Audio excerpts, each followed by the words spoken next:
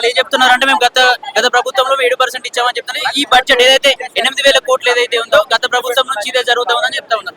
దీనికి ఏం సమాధానం? అప్పుడు 8% రిలీజ్ చేశారు అండి. అది ఎవరికి సరిపోలేదు, పిల్లలకి స్కాలర్షిప్ రావట్లేదు, ఫీజు రియంబర్స్మెంట్ జరగట్లేదు. దాని గురించి మేము పోరాడుతున్నాం. ఇంకొకటి ఏంటంటే మాకు కావాల్సింది గర్ల్స్ హాస్టల్. 2 సంవత్సరాల నుంచి మేము పోరాడుతున్నాం గర్ల్స్ హాస్టల్ గురించి. మాకు కాకపోయినా మా జూనియర్స్ కి వస్తుంది, సబ్ జూనియర్స్ కి వస్తుంది అని పోరాడుతున్నాం. ఇప్పటికీ దాని గురించి స్పందన లేదు, స్కాలర్షిప్స్ గురించి స్పందన లేదు.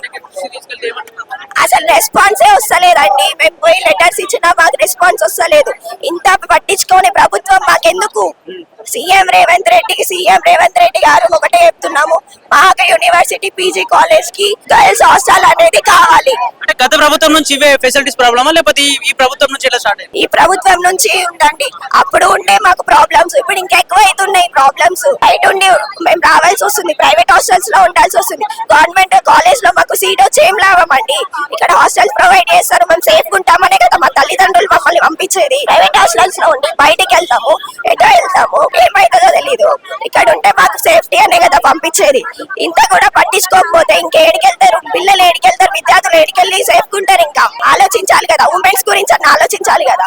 ఇంత ఆలోచించకుండా ఉంటే ఇంకా ప్రభుత్వం మాకెందుకు?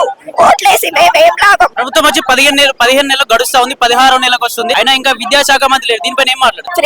ఫ్రీ బస్సు అని అంత నాశనం చేసిరు. విద్యార్థుల గురించి మీరు పట్టించుకుంటే ఇప్పటికీ మాకు కొంత న్యాయం జరుగుతుండే. బస్సులు అనుకుంటే అంత బడ్జెట్ అంతా తీసేసి అలా పాలు చేసి ఇప్పుడు ఏం చేస్తారు మీరు? ఇంకా విద్యార్థులకి ఒకటే కోరుతున్న, విద్యార్థులకు న్యాయం జరగాలంతే. ఏదైతే 15% నిధులు ప్రకటించాలని చెప్తా ఉన్నారు, నిజంగానే ప్రభుత్వం దీనికి యాక్సెప్ట్ చేస్తుంది అనిపిస్తుంది? మీరు యాక్సెప్ట్ చేయకపోతే ఏబీవీపీ ఎక్కడ దాకానన్నా వచ్చే సిచ్యువేషన్స్ ఉన్నాయి. ఖబర్దార్. అదా సెక్రటరియట్ కాదు, వీసీ అసెంబ్లీ అన్నిటి దగ్గరకు వచ్చి మేము ధర్నాలు చేయడానికి సిద్ధంగా ఉన్నాం. మా హక్కుల కోసం మేము పోరాడడానికి సిద్ధంగా ఉన్నాం. అయితే వీసీ కొన్ని ప్రకటనలు చేసిండు, ఇక్కడ ఎట్లాంటి నిరసనలు కావచ్చు, ధర్నాలు కావచ్చు చేయడానికి మేము పర్మిషన్ ఇవ్వం ఇప్పటి నుంచి అని చెప్తాడు. దానిపైన ఏం మాట్లాడారు? పర్మిషన్ ఇవ్వకపోతే మా హక్కుల గురించి మేము పోరాడకపోతే ఇంకెవరు పోరాడతారు? మా హక్కులు మేము పోరాడతాం.